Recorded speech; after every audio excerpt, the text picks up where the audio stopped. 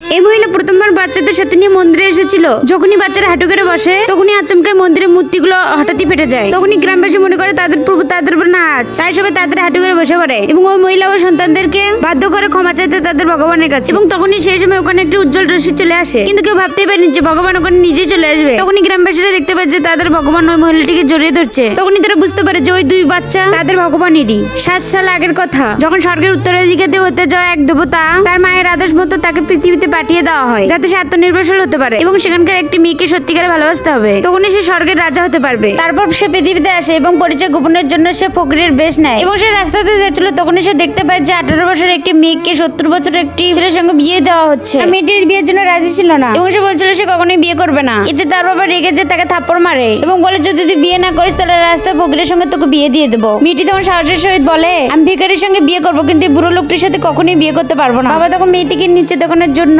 রাস্তাতে যাওয়া ওই ভিখারির সঙ্গে তার বিয়ে দিতে চায়। তখনই তার ছোট বোন অনেক ঈর্ষা করে মেয়েটিকে ওই ভিখারির কাছে ধাক্কা দিয়ে দেয়। সবাই আশ্চর্য তো তখনই হয় যখন সে তাড়াতাড়ি তার কাপড় চোপড় প্যাক করে নেয় এবং ওই ভিখারির সঙ্গে যেতে রাজি হয়ে যায়। ভিখারির কাছে কোনো ঘর ছিল না, তাই সে একটা ভাঙা একটা জায়গায় চলে আসে। তখনই মহিলাটি মনে করে যে আজকে তাকে একটু ভয়ঙ্কর রাত কাটাতে হবে। তখনই ছেলেটি শুধু এক হাতে ইশারা করে। তখনই ভাঙাচোরা ঘরটি একটা 5 স্টার হোটেলে পরিণত হয়ে যায়। তারপর কি হলো জানতে আমাদের চ্যানেলটি লাইক করে সাবস্ক্রাইব তো করো এবং কমেন্ট বক্সে পার্ট 2 লিখে যাও।